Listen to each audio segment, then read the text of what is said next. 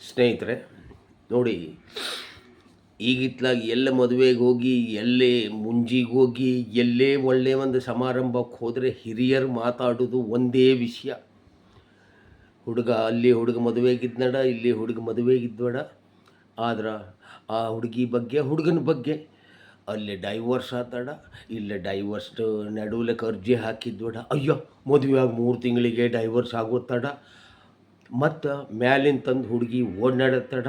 ಅರೆ ಅವರಿಬ್ಬರು ಮಕ್ಕನೇ ಬೇಡ ಹೇಳ್ತಬೇಡ, ಮದುವೆ ಆಗೋಕಾರೆ ಕಂಡೀಷನ್ ನಡ, ಮಕ್ಕ ಅಪ್ಪುಲಿಲ್ಲೇ ಹೇಳಿ 4-5 ವರ್ಷ ಆದರೂ ಮಕ್ಕ ಆಜ್ವಿಲ್ಲೇಡ.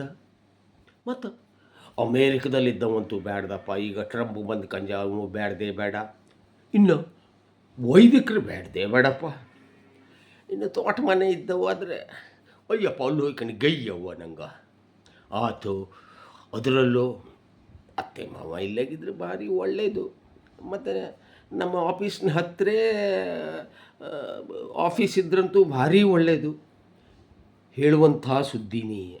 ಇದ್ರ ಬಿಟ್ಟು ನಮ್ಮ ದೇಶದ ಬಗ್ಗಾಗಲಿ, ನಮ್ಮ ರಾಜ್ಯದ ಬಗ್ಗಾಗಲಿ, ನಮ್ಮ ಸಮಾಜದ ಬಗ್ಗಾಗಲಿ, ನಮ್ಮ ಮಠದ ಬಗ್ಗಾಗಲಿ, ಅಥವಾ ನಮ್ಮ ಬಿಸ್ನೆಸ್ ಬಗ್ಗಾಗಲಿ ಬೇರೆ ವಿಷಯನೇ ಬರ್ತಿಲ್ಲ.